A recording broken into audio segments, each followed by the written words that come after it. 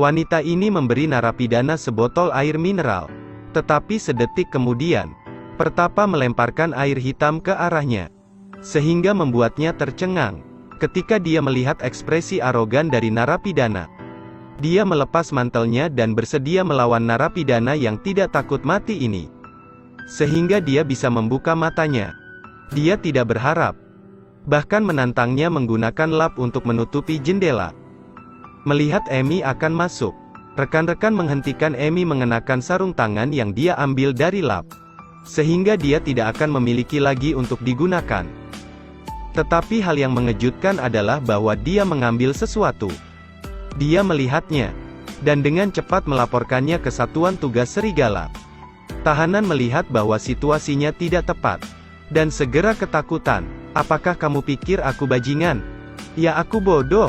Segera tugas serigala kekuatan tiba. Wolf Opener membuka jendela kecil dan menyemprot. Mereka menyemprotkan sekaleng semprotan merica ke dalam tahanan, sambil menangis kesakitan memukulinya sampai ke tepi jurang. Tetapi baru saja mulai melihat bahwa tahanan ini baru saja pergi tidur.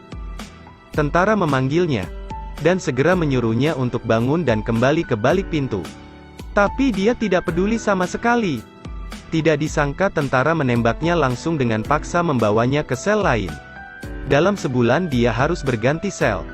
Setiap menit dia bisa menikmati rasa hidup dan mati. Sebelum dia pergi, prajurit itu tidak lupa untuk tertawa darinya, dan tidur nyenyak. Sayang, para tahanan lainnya setelah menyaksikan tragedinya memutuskan bertemu untuk memprotes. Yang pertama adalah memulai pemogokan. Jika mereka tidak berhenti menyiksa para tahanan, mereka akan pergi ke barat untuk meminta perbuatan. Bersama-sama mereka tidak makan selama beberapa hari. Emi melihat sekelompok orang ini, dan merasa sedikit menarik. Jadi dia memutuskan untuk bermain dengan mereka sebentar. Dia berkata bahwa rekan satu timnya memborgol tahanan dan mengikatnya ke kursi. Kelompok tahanan ini melakukan mogok makan. Tetapi dia menikmati makanan lezat di depan mereka. Tetapi tetap saja kelompok tahanan ini lebih baik mati lapar untuk makan bahwa mereka adalah tentara. Yang mereka lawan tiba-tiba memikirkan ide lain. Menggunakan tabung infus melalui hidung mereka, tetapi mereka melewati sekotak susu sapi. Tetapi kebanyakan dari mereka tidak bisa menunggu. Mereka sangat keras kepala, dan segera terus menimbulkan masalah. Tentara bersenjata lengkap bergegas keluar dari sel dan membuka pintu sel, kemudian berlari ke arah tahanan. Emi juga ingin melangkah maju untuk mengulurkan tangan, tetapi dia memukulnya di mulutnya. Meskipun Emi terluka ketika dia melihat penampilan para tahanan yang menyedihkan, Emi sedikit enggan. Jadi yang ingin menebusnya, pertama-tama membagikan buku-buku dan kemudian melihat mereka. Kemudian menemukan bahwa para tahanan semua adalah orang Arab. Mereka membenci wanita. Bahkan jika itu hanya gambar, mereka menghitamkan wajah mereka dengan pulpen. Emi langsung teringat pada hari ketika buku itu didistribusikan. Narapidana bernama Ali memberitahu Emi bahwa saya ingin membaca buku 7 Harry Potter yang pernah saya kunjungi. Dikurung di sini selama 10 tahun. Para prajurit juga mengubah 10 kelompok orang. Setiap kali dia bilang dia akan bertemu dengannya minggu depan. Tapi dia sudah di sini 10 tahun dan dia masih belum membaca bukunya. Apakah Anda ingin tahu? Apakah Snape adalah orang yang baik? Emi langsung marah dan dia bilang hanya ada Harry Potter buku 6 di perpustakaan. Kamu mau atau tidak? Kenapa penjahat seperti Ali tidak hanya memiliki perlindungan konvensi Geneva, tetapi juga tidak menerima perlindungan nasional? Pada saat yang sama, tidak ada yang tahu berapa lama mereka akan dikurung.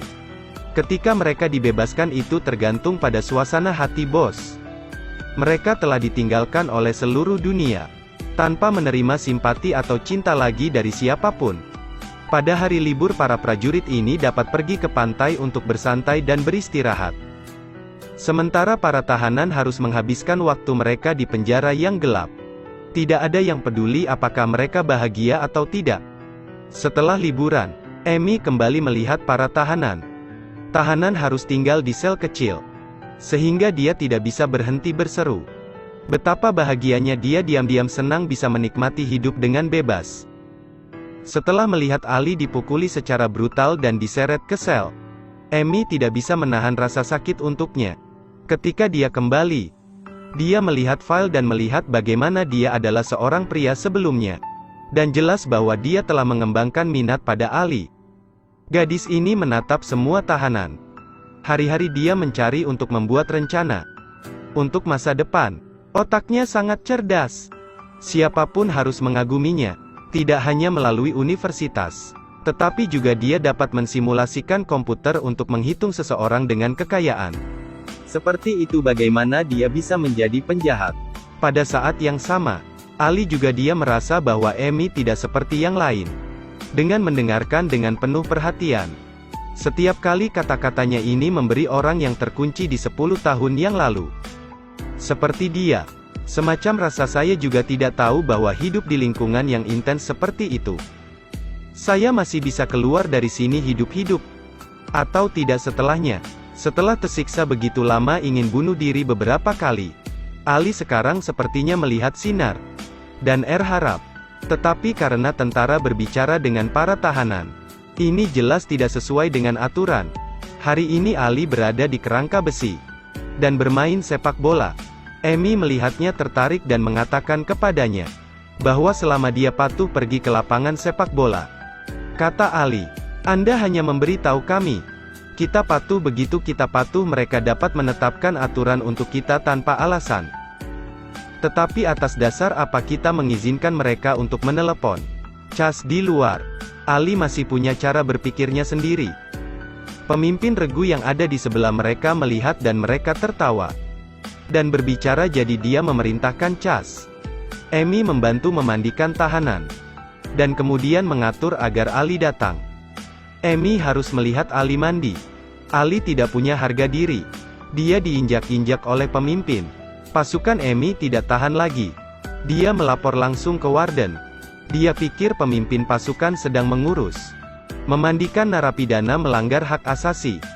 Narapidana dimarahi. Kemudian Amy bertanya, di sisi mana mereka berada pada akhirnya. Dan pada saat yang sama mengatakan kata-kata kasar. Amy pergi lapor. Amy tiba-tiba menyadari dia tidak bisa mengubah apapun. Tiba-tiba semacam impotensi muncul dalam dirinya. Karena alasan ini sipir juga memindahkan Amy. Giliran Ali kali ini. Ali tidak sadar dengan keadaan yang masih menunggu. Amy datang bicara padaku. Ali yang sedang tertidur lelap di tengah malam sepertinya merasakan pendekatan. Amy merangkak turun dari ranjang. Dan benar-benar melihat. Saat ini aku tahu hubungan mereka menjadi sangat intens. Malam ini mereka menceritakan kisah mereka sendiri. Ali mengatakan kepada Amy bahwa dia tidak bersalah. Bahwa dia bukan teroris sama sekali. Bahwa dia hanya membawa 2 telepon pada saat itu dan segera dituduh. Dia juga mengatakan bahwa dia sangat membenci selamanya. Bahwa kali ini dia akan berubah menjadi kelompok penjaga lain. Penjaga lain akan berpikir bahwa dia sendiri melakukan kejahatan keji berulang kali. Ali tiba-tiba menyadari bahwa Amy juga akan pergi. Dan dengan cepat bertanya apakah dia akan kembali ke sini di masa depan. Amy gemetar kepalanya. Dan dia mengatakan bahwa jika dia memiliki kesempatan dia akan mengunjungi kampung halamannya. Ali merasa tidak ada kemungkinan untuk melihat Amy lagi. Ali sekarang tidak memiliki keberanian untuk melanjutkan hidup. Dia mengambil pisau dari buku. Dan siap untuk mengambil nyawanya sendiri. Amy melihat itu. Dan dengan cepat menghibur Ali agar dia tidak menyerah. Mungkin dalam waktu dekat akan dirilis. Dan memberitahu Ali nama dan alamat aslinya. Dan memberitahu Ali bahwa dia harus menjemputnya ketika dia keluar di masa depan. Ini adalah pertama kalinya Ali melihat seorang Amerika memperlakukannya seperti ini. Ini menunjukkan bahwa Amy benar-benar menganggapnya sebagai teman. Tangannya terjalin di balik pintu besi. Tetapi bagi mereka ini akan menjadi malam yang tak terlupakan. Karena Amy juga dipecat. Dia tidak pergi dengan Ali untuk terakhir kalinya. Tetapi dia meminta temannya untuk memberinya buku yang dia inginkan. Selama 10 tahun yang dia tulis di halaman depan. Saya tidak tahu apakah Snap adalah orang yang baik. Tetapi saya yakin dia adalah orang yang baik. Amy berharap buku Harry Potter ini dapat membantu menghibur Ali. Hidup saya tidak boleh diatur oleh orang lain. Hanya sendiri berusaha dan berjuang untuk mencapainya tanpa peduli hasilnya.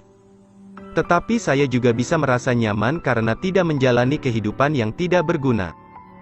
Apalagi memilih kematian dengan mudah. Terima kasih semua orang. Ikuti saya untuk menemukan lebih banyak film hebat.